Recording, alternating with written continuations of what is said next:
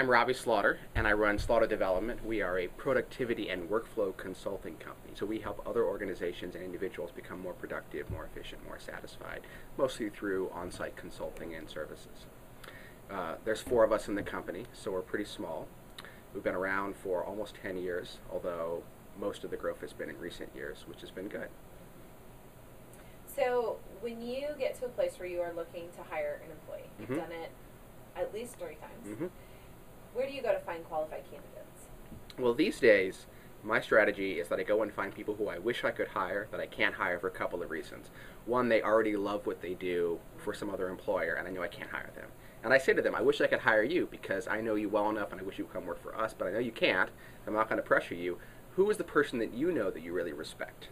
Who are the people in your network, in your life, that you would encourage to come to me to go talk to? I think that's the best place to start. And that happens informally, in one-to-one conversations over coffee. It happens a little bit more, less formally over, social media or networks and whatnot.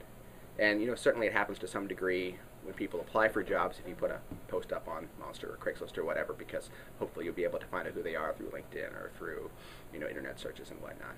Do you use job boards? These days, really not anymore. I mean, you'll put it up, ad up on Craigslist, mostly to sort of get some chaff to compare things against. But, the chance of hiring someone through Craigslist now is pretty minimal. Okay. So you say that you go to folks that you admire, you respect professionally, Mhm. and ask them for referrals to folks that they also admire or respect professionally. Right. What do you typically see in terms of how the eventual candidate has stayed top of mind with that person that you go to? Well, I think that the person that I go to respects them because they're engaged in their industry.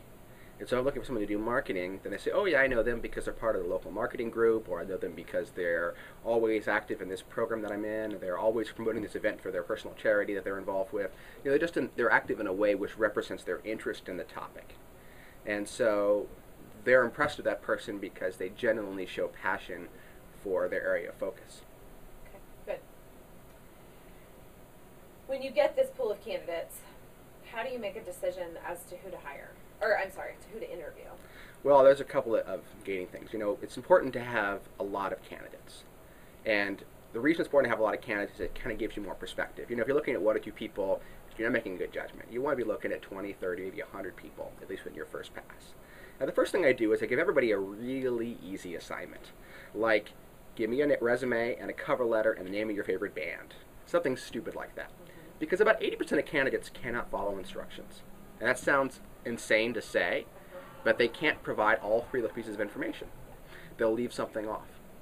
And, following instructions is not the entirety of a job for me. In fact, it's not very much of it. But if you can't follow instructions during the interview process, during the pre-interview process, at which point we don't even know each other, then there's just no way it's worth either of our times to talk about a job. Yeah. So that's sort of the first pass. It's some really easy level of interaction. And the second thing I do is I usually ask someone to produce something for the job. Usually I say, write a 500-word essay on any topic, a 500-word essay. And again, this is something that you should be able to do in about 15 minutes.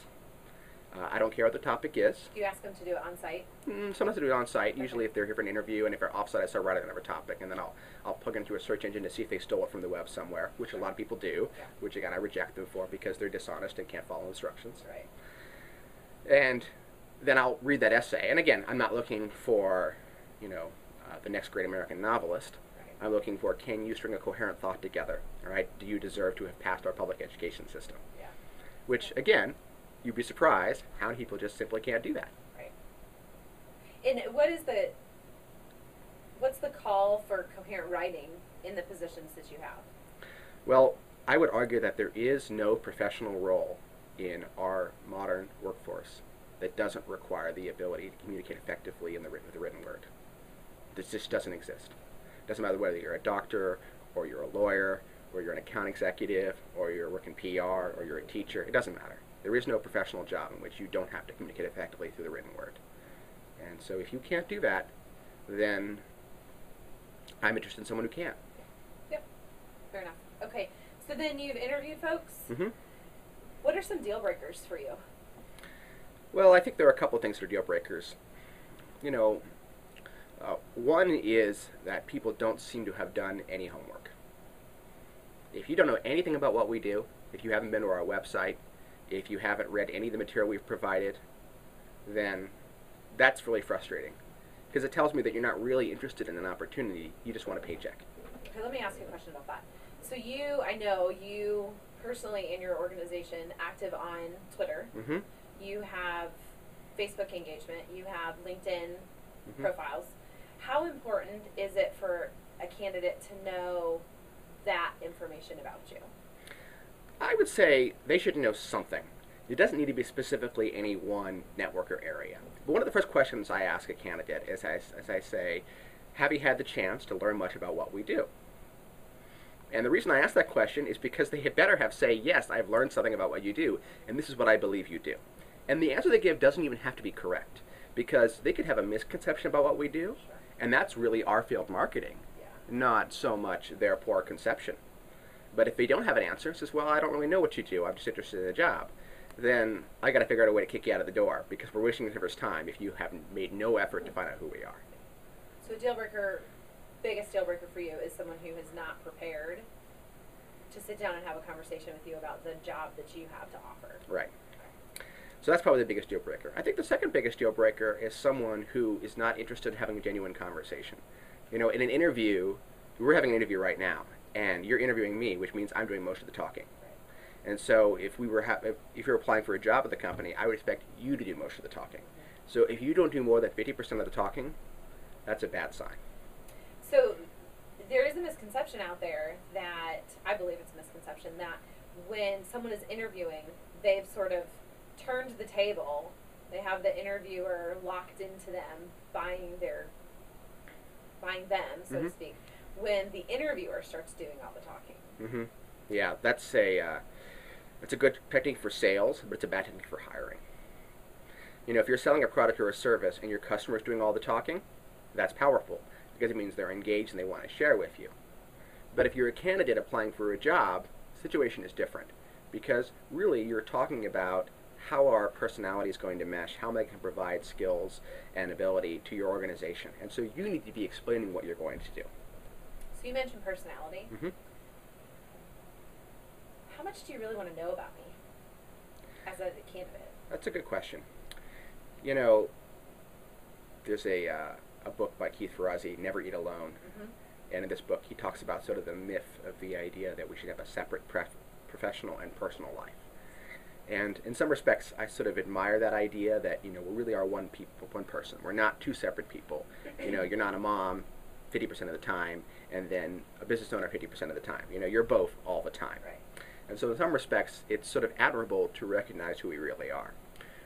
But at the same time, jobs and careers are about functional value. It's about what you do for the organization which provides value that allows it to make money and keep going and be an effective or successful organization.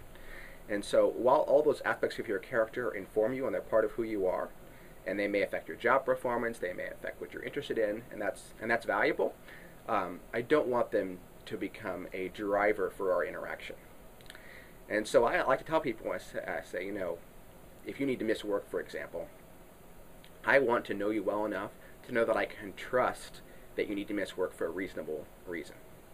I don't want to know you so well that I need to know the exact reason why you're missing work. So that's kind of a good example of a line. Now, some people will want to tell me, oh, my kid's sick, or oh, I'm going to see my grandmother, or oh, I got this big project I'm working on for school, or whatever it might be. But the reality is that I just want to know you well enough to believe that you are missing work for some reasonable reason, and not that I need to know the details. Sure. And that you feel like you need to tell me the details, or that you need to, sneak around me or whatever. Mm-hmm.